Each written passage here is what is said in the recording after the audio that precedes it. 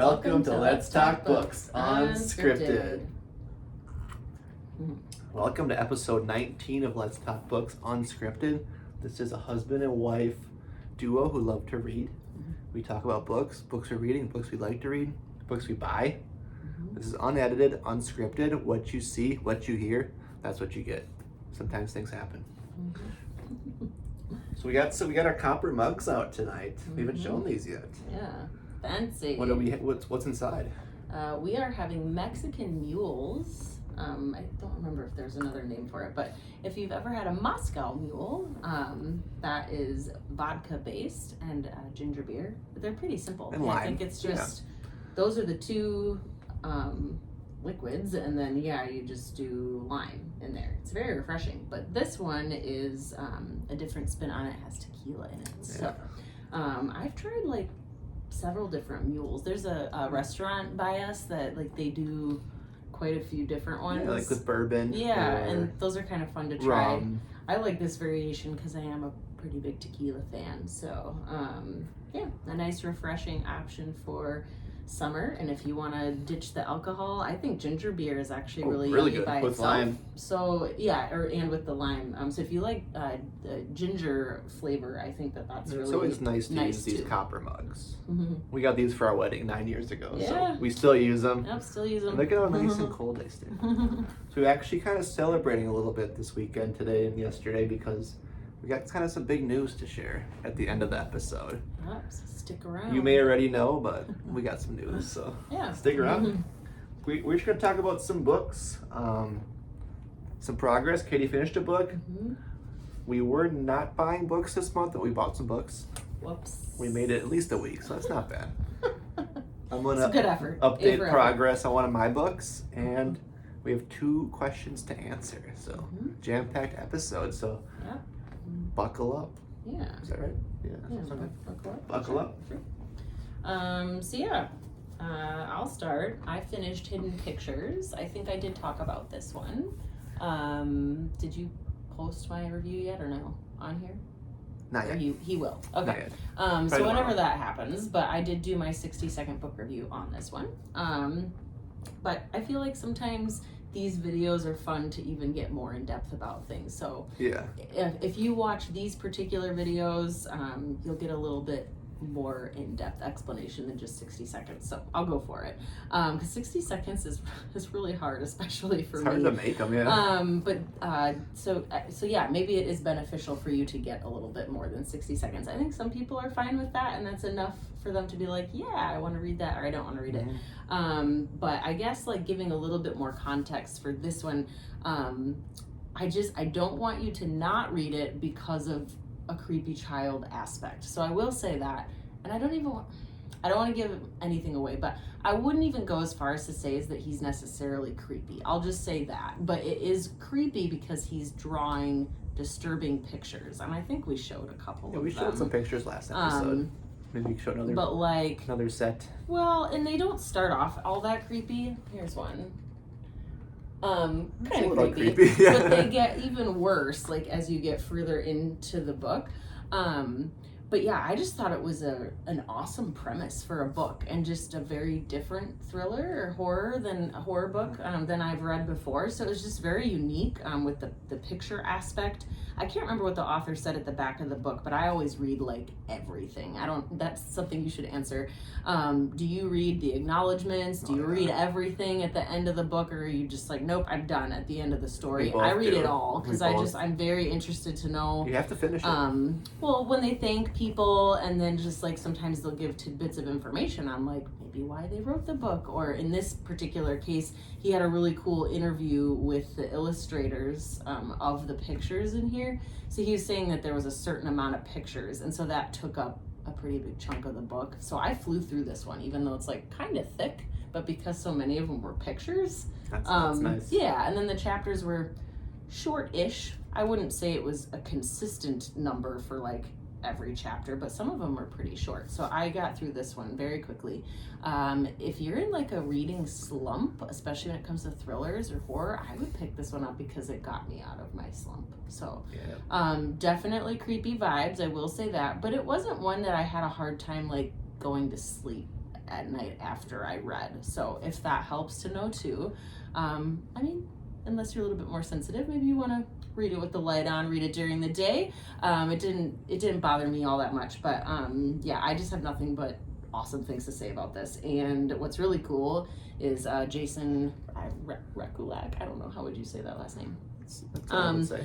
But this book came out a couple years ago, so I'm late to the game in reading it. You know what? I shouldn't say late. I feel like I say that a lot. Like, nobody's ever You're right late. on time. You know, it's like whenever you pick up a book to read, it's just fine. You don't have to read it when everybody else is reading it. Because I've heard of tons of other people now that have not read this yet. But he is coming out with another book, and I believe it comes out in October. And so I'm very, very excited to read that one now that I loved this one so much. So check out Hidden Pictures. I feel like you won't be disappointed. And if you have read this already, I'd love to talk to you about it. Or put in the comments if you've read it. Clearly you can tell I really, really loved it. Nice. All right, so I made some pretty good progress this weekend on Drowning. Mm-hmm. I'm about halfway through, and I've talked to Katie a little bit about it. I'm not sure how I feel about it yet. It's a different type of thriller for me, more of a suspense. Mm-hmm. And the one thing I have so far to say is there's a lot of characters. And I'm starting to follow the characters, but there's a lot of characters and a lot of names to keep track of and who they belong to and what aspect of the book they're a part of. So that's one thing I'm not loving. But overall, it is suspenseful. Like I know it's even going to get crazier and crazier because they're kind of counting down the amount of oxygen they have left. That's what I thought was cool. Like with the chapter, that's like the chapter. Like it label. says like how long after the crash and how much oxygen is left in the plane before they have to be rescued. So you can tell it's going to get really, really suspenseful and probably down to the wire. Yeah. I'm about halfway through, and I think they have like 4 hours left of oxygen. Yeah. And there's some cool ties that have happened in the first half of the book to some of the characters. So I do like it. It is different. I don't know if I'm gonna love it as much as Katie did. Maybe I will. Yeah, maybe by the end. I don't know. I read that book with do you ever read a book where like it is so tense that like you're having a physical reaction to it? That's how I felt reading that book. You're like sweating. I actually had like not a pain in my chest, but like a tightening in my chest because I was just so like anxious. Yeah. Like, I don't know. I don't remember if I shared this when we first talked about this book, but I don't have very many fears in life, but one of my fears is drowning. And so like the idea of being trapped in a plane, like however far down in the water is like terrifying to me. Where you're thinking like he said, they're counting down like how much oxygen they really have left. And I just kept thinking like that would just be so frightening. Yeah. So it's very it tense. is getting very interesting. So I am liking it. I'm not loving it, but it's definitely a book. To keep reading it. Definitely a book I want to finish because I know it is going to end really, really, really crazy. Mm-hmm. So I'm excited to finish this one. Maybe by next episode I'll have her cranked out. Mm-hmm. So, Yeah. Drowning. Mm-hmm. And then, like Corey said, we picked up here, let's start with this one. This one was completely free to me, so we did not buy this one. This is called The Love of My Afterlife. I have had this on my radar for a while now, so it's definitely getting a lot of buzz, but my favorite little free library in our neighborhood, she has an Instagram, and so she'll often post like, oh, there's some new books in the library. I've literally been known to ride my bike over there, walk over there, jump in the car to go over there if I see that there's a book. I can vouch for that. I've done it more than once, and I've been lucky enough to grab whatever it was, but this particular time, I think other people have obviously had this book on their radar, and so I didn't see her post early enough, and so you guys, it's embarrassing. This is how desperate I was for this book. I went over there in like a torrential downpour. I mean, I didn't walk. I did hop in the car, but like got out of the car and it was just like torrential downpouring. I get out and it's not in there, and so I'm like, okay. So I messaged her, and she very kindly, when she was done with her copy, because I think she was gifted like more than one copy. Like a lot of little free libraries get copies from publishers and stuff to put in their libraries, which is really cool. So I said, oh my gosh, I wanted to read this book so badly. Like, when you're done reading it, would you mind just like giving it to me, like, and not putting it in the library? Because I put things in her library all the time, and I made sure to tell her that. I'm like, I put like adult books in there and children's books. So I'm happy to like do another trade. And so she very kindly was like, yeah, when do you want to stop over? And she handed it directly to me. So I'm very appreciative. It looks very cute. It's obviously a love story, but with like some magical realism. So I've already heard it being compared to Ashley Poston, if you've read anything by her.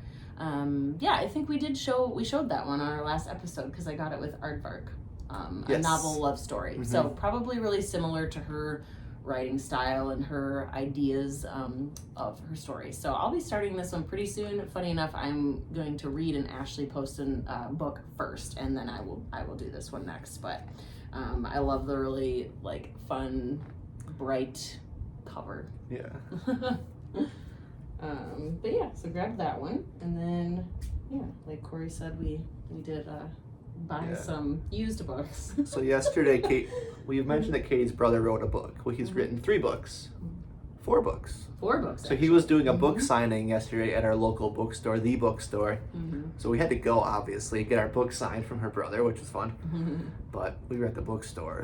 Yeah, it was a little too tempting. I can't set foot in there. I mean, this bookstore really does mostly carry used books. They do have some new books, but mostly used books. So nothing's too expensive. Yeah. But we had to get a couple books. I mean, it was just inevitable. Yeah. They chose us. Right. Like, What can you do? If you saw my new reel, the books chose me. I didn't choose them. So we're going to show it. Our son got one book, that I don't have that he's over here, but reading. That's okay. Kind of a middle grade fiction. Yeah, I don't know if it's totally similar to Dogman, if you're familiar with the Dogman series, but just with the fact that it's like that comic book looking type style or whatever, graphic novel. So we'll show these books quickly. So we have that one that we won't show. It's just not sitting over here. If you want to show that one. So this is one that Katie definitely wanted to have in our collection. A Man Called Of. I think we're saying Of. There was a movie that came out with Tom Hanks called A Man Called Otto, and that was based on this book. And I did some research, by the way. So that is a remake of a movie that came out in 2012, 2015 maybe, and it is the same title as the book, but it was released in a different country. In England, right? No, I can't remember. But I did look it up the other night because I was curious. Because I was asking my dad, who we saw yesterday at my brother's event, because he's watched the movie, and I was like, do you know why it's called A Man Called Otto instead of the actual title? And he was kind of telling me about it, so I looked it up. So there actually are 2 different movies. I love Tom Hanks, so I'd really for sure be interested in watching that one. Well, I'm for sure gonna read the book before we watch the movie because on the back it says "Of is all you need," so that's clever. So yeah, it's like if you haven't heard of this one or read it yet, he's a grumpy old man, and that's really all I know about it. We don't know much, but this is the book. But I've heard many people rave about it, so. This is a book we definitely wanted to own, so we'll read the book and then we'll have to watch the movie. We like to read the books first if we can. If we know that it's a book, sometimes I will watch something without knowing it's a book first, which makes me sad. So if I know it's a book, I am a big stickler about. So if you've read this one, let us know first. And then I had to snatch up the second book in the Harry Potter series. Because I don't know, maybe one day I'll splurge and like get a really nice box set of them because I, am pretty nostalgic for them because I did read them when I was younger and watched all of the movies, I think. Pretty sure I watched all the movies, but it was a while ago now. He's not a big fan, so it's like hard for me because I want to rewatch them and I want to reread the books, but he's not as into it, so it's like it's kind of a commitment if like we're gonna sit and I don't want to like sit and watch the movies by myself. So we'll see. Maybe one of my brothers will watch with me at some point because they're really big fans. But yeah, so I grabbed the first one in the series from a little free library. It's not in great conditions. That's why I'm like, I kind of want like some nicer books at some point. So we'll see if I ever decide to do that and get those for my kids because I would love for them to get into them as they get older. And of course I would start with reading them aloud to them, and then if they really start to like them themselves and can read them on their own. But yeah, this one's in pretty good shape. And yeah, didn't pay very much for it. So this is the Chamber of Secrets. And yeah, our son is like wondering, when he could read them, but I feel like he's a little young yet. Yeah, a couple more years. Yeah, pretty soon he'd probably be ready. He'll be 8 in November. So yeah, we grabbed that one. And then one more we grabbed. Mm-hmm. This is a book that I haven't really heard of, but I love the cover. And we just got one of his books from Aardvark. Mm-hmm. And this author did write the Crazy Rich Asians. Mm-hmm. There's a trilogy, yep. And there's a movie that came out that we both really liked the movie. Mm-hmm. But this one's called Sex and Vanity. Look at that cover. It's like pretty Kevin cool. Kwan. Like glossy cover, but I don't know. Yeah, and that book is in really good shape, and we got it for less than $10. Yeah, I think it was $10.83. Oh, okay. But yeah, super good. This is one of the GMA book club picks. Mm-hmm. But it sounds really interesting. He writes a lot about like wealth. Yeah. He's really into like wealth and Class, obviously like Asian drama, culture and yeah. like really Mm-hmm. wealthy people. And I think this girl really like is into shopping. Mm-hmm. And yeah. So It looks a good. dizzily shopaholic comedy. Mm-hmm. So. And then I think we showed you from Aardvark then that his newest one is called Lies and Weddings. So yeah, I'll be excited to read that one too. When we get an author, we like to just have their more of their books. books. Mm-hmm. I don't know if that's a sickness or something, but yeah, tell us about that. Like, is it where you're okay only having 1 or 2 books by an author, or once you start to like them, are you they're an auto buy, or you want to go back and buy all their books from before, go through their backlist and we haven't necessarily read any of his what's books. funny is I started Crazy Rich Asians and I stupidly got rid of my trilogy because I bought them a while back before I became next level obsessed with reading. And I had every intention of reading them. And I started to read Crazy Rich Asians, and I just, it wasn't grabbing me because we had seen the movie and loved it so much. And so that was one of the instances where I did not know they were books until after we saw the movie. So I was like, well, yeah, no, I got to read the books.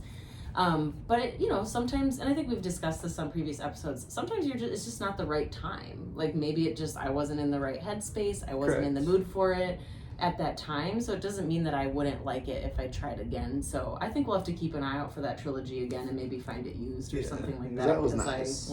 That was a bummer to get rid of it. But this is a very pretty book, really nice hardcover. You can't be, getting it used when I don't even. It feels like it was never even read. The binding is still condition, super crisp. Yeah. So I'm not gonna argue with that. Yeah. Mm-hmm. But that's good. Those are the books, the book pickups. Yep. So let's dive in. We got a couple questions to answer. If you have a question for us, please ask it because we'll answer it next episode. Yes.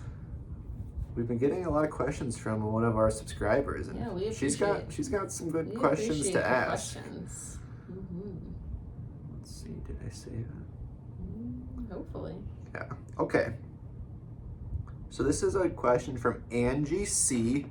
2509. She asked us if we read many of the old classics. She says, I'm trying to get a lot of those in. John Steinbeck is a favorite. My favorite author is definitely Stephen King. Mm-hmm. And then she asked us if we tried reading a specific book, and we have not. But what about the old classics? What do you think? I wish I was into classics, but I'm not. Basically, the last time I read classics was in high school when it was required reading.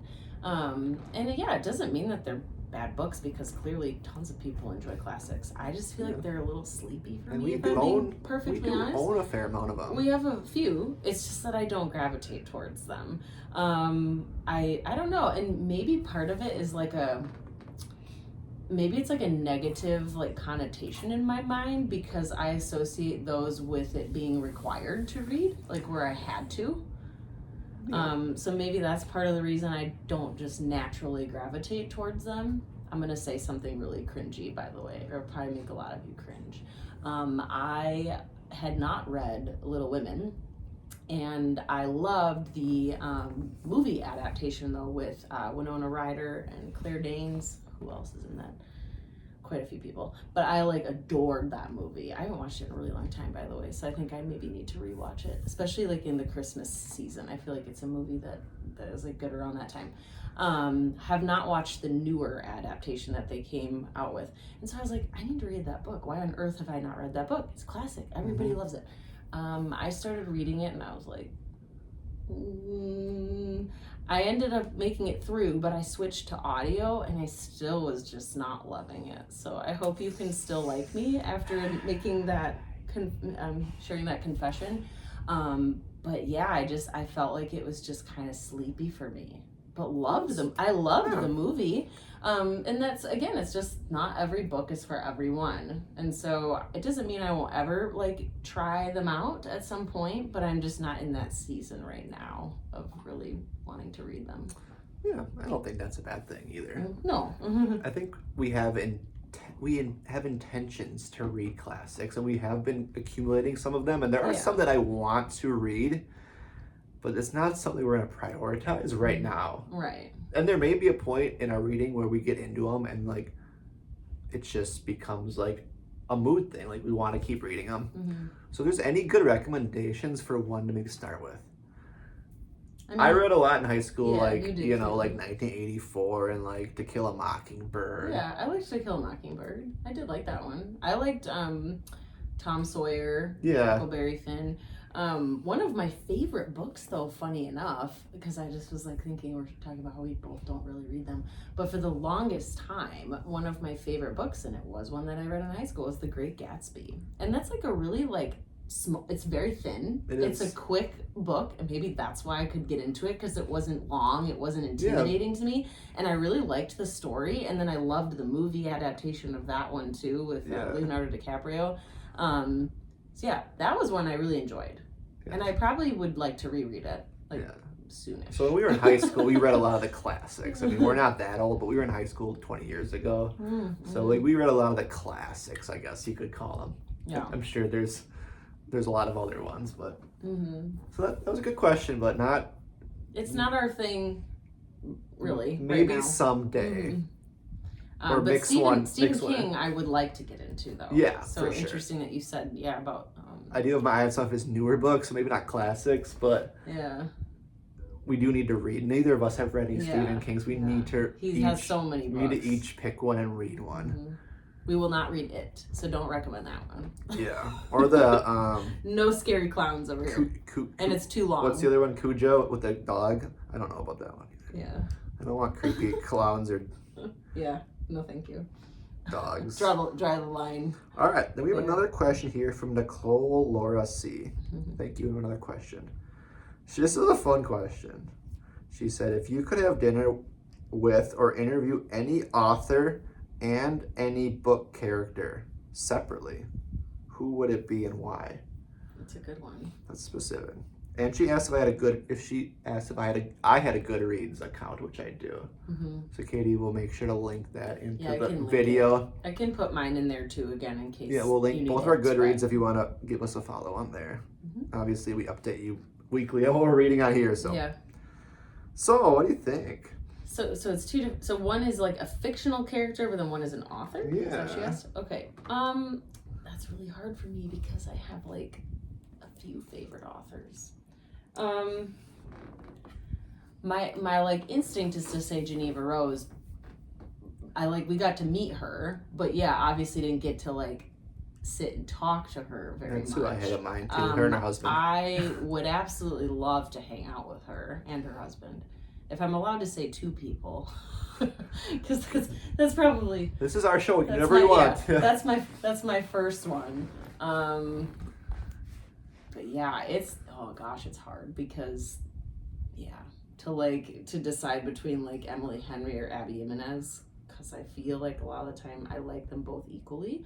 But right now, my obsession is Funny Story by Emily Henry, so I may have to say her, just because I don't know, I just want to pick her brain about like where she comes up, how she comes up with such like deep stories and like where that comes from. Like if it's like from some personal experiences or where she pulls her ideas from and her characters, and just like, I don't know, like the way in which she writes, she just seems like she'd be a cool person to like actually get to She does seem talk pretty cool, to.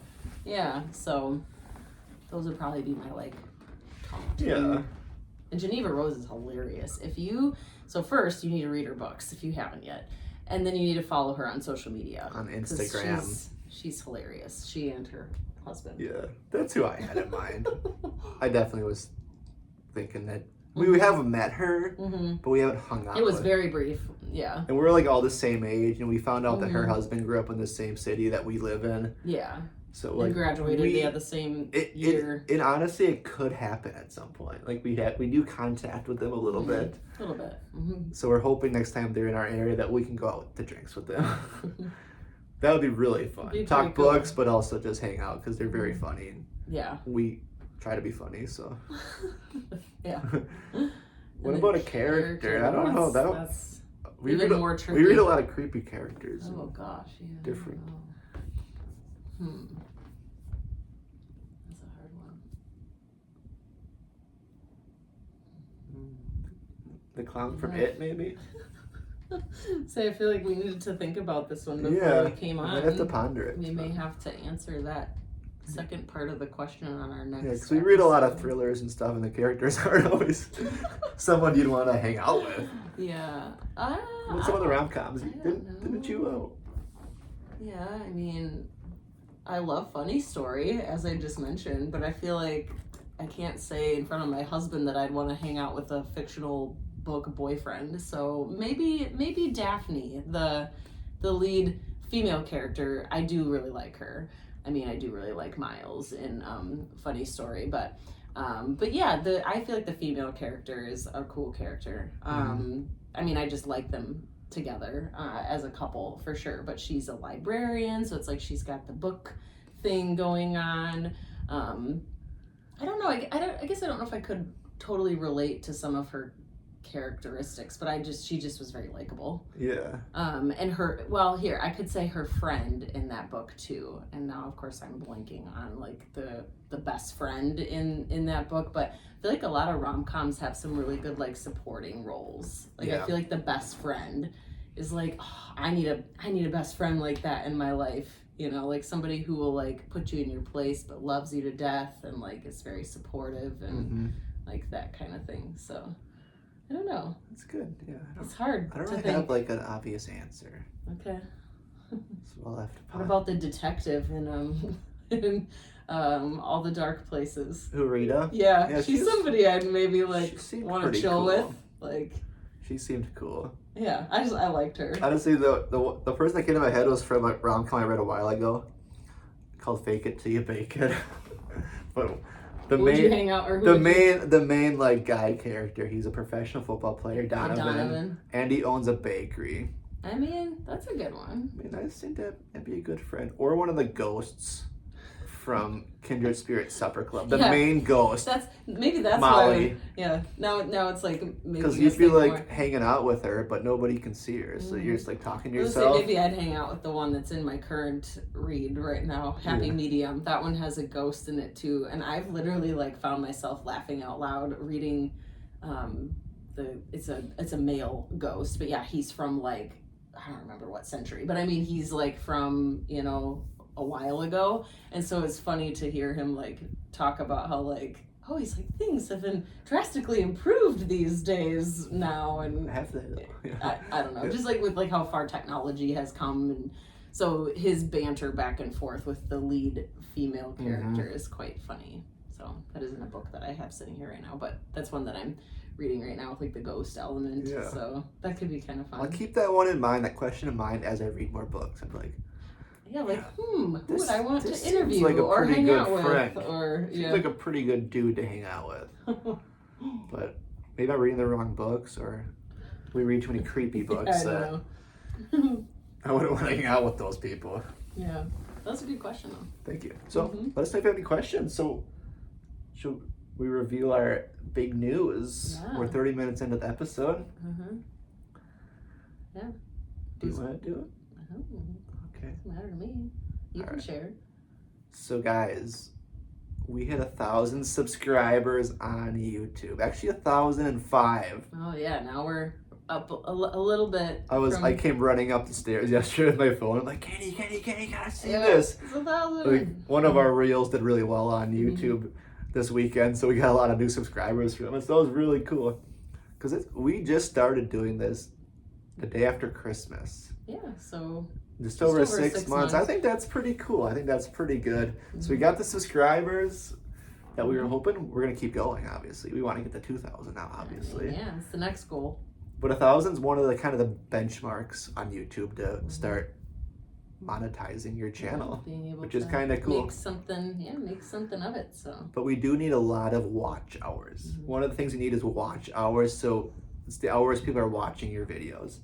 So please watch our videos. Everyone who is watching them, thank you. Yeah, we appreciate it. But just continue to watch them, share them with your friends, or just have them on. Yep, that's what I keep telling people. I'm like, if you get bored watching it for a certain amount of time, I mean, I hope you don't, but I don't know.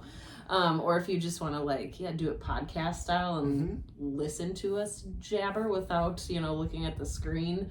Or just have it on, that helps us. So that's cool. Yeah, we're hoping to achieve our watch hour goal by the end of this year. So if we can do all this in 1 year, that'd be really, really cool. Yeah. Because I'm already shocked how fast this has gone.